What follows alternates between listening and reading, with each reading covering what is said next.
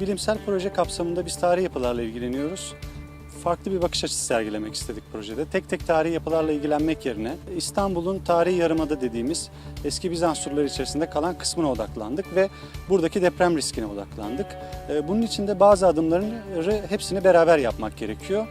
Bu adımları tek tek ele aldık projede. Örneğin projenin ilk 1/3'lik kısmında binalara tek tek gittik. Seçtiğimiz bazı pilot binalara ve buralarda serbest titreşim ölçümleri aldık ama bugüne kadar yapılmamış şekilde çok sayıda aletle, çok hassas aletlerle bu ölçümleri yaptık. Sonra bu binaların bilgisayarda simülasyonlarını yaptık, deprem simülasyonlarını yaptık. Daha sonra tüm tarihi yarımadayı kapsayan ve küçük büyük herhangi bir depremi kaydedebilecek ve bu verileri anında enstitümüzdeki servis sağlayıcıya gönderebilecek bir kuvvetli yer hareketi şebekesi kurduk. Bu şebekenin amacı tarihi yapılarda bir deprem esnasında oluşabilecek ivmeleri, deprem etkilerini görebilmek. Şimdiye kadar Türkiye'de yapılmamış ölçekte, büyük ölçekte bir deney numunesi üzerinde çalışıyoruz. Bu deney numunesi tamamen tarihi inşaat teknikleri kullanılarak yapıldı ve ölçek olarak da dünya literatüründe nadir rastlanabilecek gerçek bir yapının 1/5 ölçekli kısımlarını, çerçevelerini aldık. Bütün projenin sonunda bu adımların tamamını birleştirerek bu çalışmalar bir adım daha nasıl ileri götürülebilir? Üniversite bunun neresinde yer alabilir? Üniversitenin bilgi birikimi, know-how'ı kullanılarak devlet kurumlarının kapasiteleri, bu yapıları daha ileri yıllara taşıyabilmekteki kapasiteleri nasıl ilerletilebilir gibi olaya biraz daha bütüncül yaklaşmaya çalıştık. Bunun için Türkiye'deki birkaç üniversite ile beraber yurt dışında da gene bazı üniversitelerdeki öğretim üyelerinden destek aldık. Dediğim gibi zaten projenin şu anda son aşamasındayız. Deneyler de tamamlandıktan sonra bu yapıların deprem davranışı hakkında çok net bilgilere sahip olacağız. Türkiye'de ilk defa literatürde. Bundan sonra da bir çalıştay yaparak, uluslararası çalıştay yaparak tüm bu bilgileri harmanlayarak bir yayın haline getireceğiz ve önümüzdeki yıllarda da bu yayınları sürekli olarak güncellemeyi ve bu konudaki bilgi birikimini sürekli bir adım öteye götürmeyi düşünüyoruz.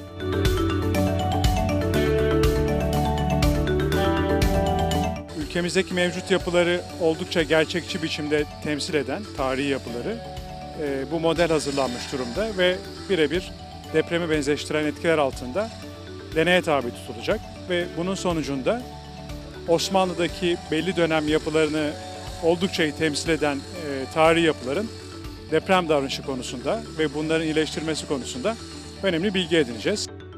İstanbul Teknik Üniversitesi'nin büyük ölçekli deneyler konusunda yaptığı hem uluslararası ilişkileri ön plana çıkarması hem de ülkemizdeki farklı üniversitelerin işbirliğini ortaya koyması. Burada hem Japonya'dan hem Yunanistan'dan ortaklarımız var. Bunlar deprem mühendisliği konusunda dünyada önde gelen kurumlardan. Aynı zamanda ülkemizde de Boğaziçi Üniversitesi ile bir işbirliği var. Ümit ediyorum bu hem uluslararası işbirliğinin hem ulusal işbirliğinin ülkemizdeki tarihi yapıların depremler sırasında ve depremden sonrasında korunmasına katkı sağlayacak önemli sonuçlar çıkacaktır bu projede.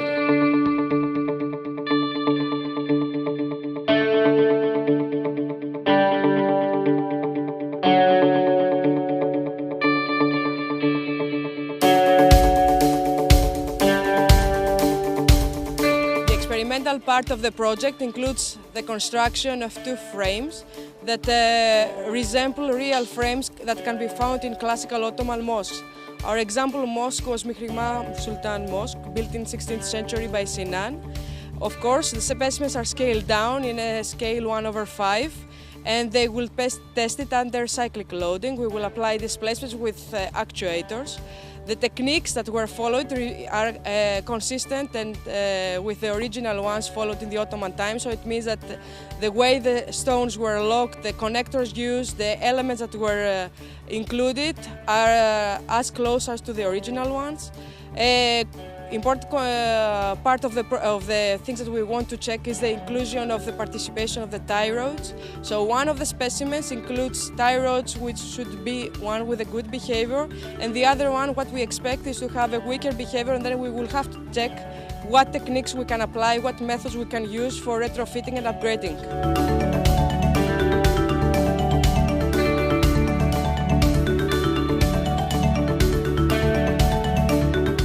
Burada yaptığımız şey aslında klasik bir Osmanlı camisi, yani 4 ayak üzerinde bir kubbenin taşındığı bir duvarı burada gene geleneksel Osmanlı yapım tekniklerini uygulayaraktan inşa etmeye çalıştık. Test kapsamında yapacağımız iş ise bu yapının deprem altındaki davranışını görebilmek için deplasman kontrollü bir itme testine tabi tutacağız. Yüksek tonajlı iticilerimiz var. Bu iticilerle adım adım işte 1 milimetre, 2 milimetre gibi bizim yaptığımız sayısal analizlerde bulduğumuz limitlere varacak şekilde itme testlerini yapacağız. Test sırasında da sürekli yapının çeşitli kritik bölgelerinden kuvvet, gerilme, deplasman gibi verileri ölçüyor olacağız. Bu projede 2 adet numunemiz var. Her numunede bir büyük kemerimiz, 3 tane de küçük kemerimiz mevcut. Büyük kemerimizin açıklığı 4.20 metre. Büyük kemeri 2 adet ayak taşıyor. Ayakların genişliği 60 santime 40 santim. Bu projede farklı olan şey taşların arasındaki bağlantıların kenetlerle ve zıvanalarla yapılıyor olması. Zıvanaların oturduğu yerlere kurşunlar eritilerek dökülüyor.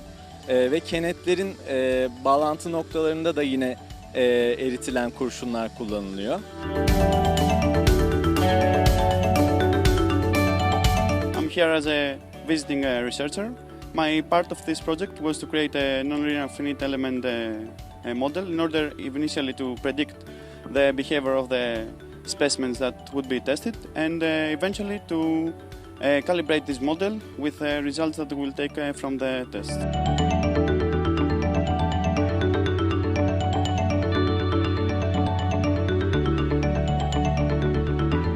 Buradaki yaptığımız deney kemerler, sütunler. Onları kemerler, sütunler yaptık. Ondan sonra gergi demirleri özellikle sütun başlıklara koyuyoruz. Gergi demirleri koyduktan sonra kemerimizi başlangıcını yapıyoruz. Bütün taşlarımıza kenet ve zıvana atıyoruz. Kemerler açılması için. Ondan sonra dolgusunu güzelce yaptıktan sonra kemerimizi bitiriyoruz.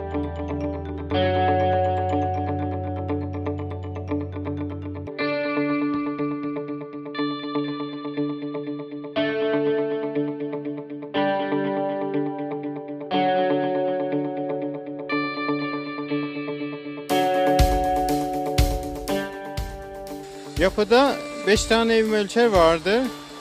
3 tane yapının üst kısmında ve 2 tane orta kısmında yerleştirilmiştir. Yapıda hasar oldukça titreşim karakteristikleri değişiyor ve biz titreşim ölçümleriyle hasarı kalibre edeceğiz.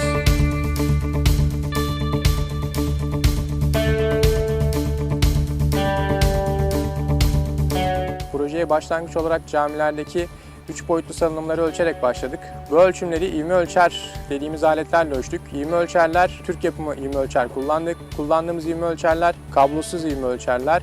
Yaklaşık 130 nano-G frekansa sahip ivme ölçerleri kullanarak bir binanın bütün dinamik yapısını ölçebiliyoruz. Benim projedeki görevim taş kolonlara stickerler yerleştirip kolonlardaki toplam deformasyon miktarını ölçmek. Bu ölçüm özel bilgisayar programları tarafından yapılmakta. Özel bir optik kamera sayesinde yerleştirdiğimiz stickerler arasındaki mesafeler takip ediliyor ve biz toplam ne kadar deformasyon meydana geldiğini ölçebiliyoruz. Bu sistemlerden bir tanesi olan görsel ölçüm sistemi kemer ayaklarından bir tanesinde ard arda istenilen adımlarda alınacak fotoğraflarla gerçekleştirilecek bir ölçüm sistemidir. Daha sonra bir bilgisayar programı yardımıyla bu bölgedeki davranış, yer değiştirme matematiksel olarak rakamlara dökülecek. Burada projede kullandığımız harç numunelerinin örneklerini alıyorum.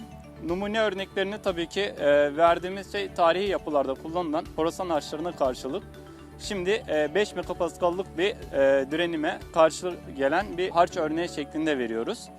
Bu harç numunelerini verdiğimizde her sırada ne kadar kullanıldı? Tabii ki genelde kolon ve kemer üstlerinde harçlarımızı kullandık. Buralarda kaç sıra kullanıldı? Bunların kayıtlarını yapıyoruz ve günübirlik bir şekilde numunelerimizi günde 3 adet şeklinde kayıt tutuyoruz. Elimizdeki numunelerin gerilme dayanımları laboratuvarda ve burada karşılaştırıldığında nasıl bir sonuç elde ettiğimizi görebilmek için bu şekilde bir kayıt yapıyoruz. Deney sırasında yapının göçme riskine karşı güvenlik çerçeveleri yapılmıştır. Bu çerçevede UVL çelik profiller kullanılmıştır. Ben de bilgisayar ortamında bunların modellemesini yaptım, SAP analizlerini yaptım. Güvenli olarak ne kadar yük taşıma kapasiteleri var onları kontrol ettim. Projemizde 30'a yakın LVDT kullanmaktayız. LVDT 8 saniyede bir deplasman ölçebilen, milimetrenin binde biri boyutunda hesap yapabilen bir alettir. 30'a yakın LVDT'yi farklı yapının farklı yerlerine koyarak yapının nasıl bir dinamiğe sahip olduğunu öğreneceğiz. Ve bu bilgi birikimi kullanarak Türkiye'de olsun başka yerlerde tarihi ve restorasyon yapılması gereken yerlerde bu bilgi birikimi en güzel şekilde kullanmaya çalışacağız. Bu projede daha ilk günüm olmasına rağmen çok farklı etkinlikler gördüm. Bugün grid sistemleri üzerine çalışma yaptık ve benim için çok farklı bir deneyim oldu.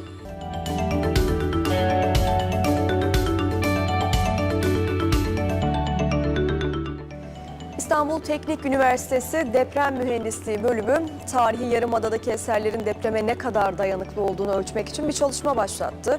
Edirnekapı'daki Mimar Sinan eseri Mihrimah Sultan Camii'nin yapı örneği inşa edildi ve deprem simülasyonuna tabi tutuldu ve bakın sonuç ne çıktı. Mihrimah Sultan Camii'nin inşası 1565 yılında tamamlandı. Tam 450 yıldır Edirnekapı'nın silüetini oluşturmaya da devam edecek gibi gözüküyor. Çünkü İstanbul Teknik Üniversitesi bir araştırma yaptı ve caminin taşıyıcı unsurlarını bir deprem simülasyonuna tabi tuttu. Çıkan sonuca göre Mihrimah Sultan Camii İstanbul'da bulunan yapıların birçoğuna göre o beklenen Büyük İstanbul depremine daha hazırlıklı durumda. İstanbul Kalkınma Ajansı'nın desteklediği, Vakıflar 1. Bölge Müdürlüğü'nün de gene destek verdiği proje ortağı olduğu bir proje, büyük bir proje. Bunu tamamladık. Mimar Sinan'ın yaptığı Edirnekapı Mihrimah Sultan Camii'nin biz kubbeyi taşıyan ana taşıyıcılarından birini aldık. Kampüs bahçesinde 1/5 ölçekli inşa ettik yeniden. Bundan 5 asır önceki tekniklerle yapılan bir bina. Bizim belki 70'lerde 80'lerde yönetmeliklere uymadan modern usullerle yaptığımız betonarme bir binadan daha iyi deprem davranışı sergiledik. Yüzyıllar önce yapılan binaların sırrı deprem ihtimalinin her zaman göz önünde bulundurulması. Bu camiler bu büyük depremleri hiç hasar almadan atlatmıyor değil. Evet, burada bir deprem var ve biz bu camileri, bu yapıları, bu su kemerlerini inşa ederken bunu dikkate almak zorundayız diye bir bakış açısını biz görebiliyoruz bu yapılarda. İTÜ Deprem Mühendisliği Bölümü Mihrimah Sultan Camii'nde yapılan çalışmayı tarihi Yarımada'daki diğer yapılara da uygulamayı hedefliyor.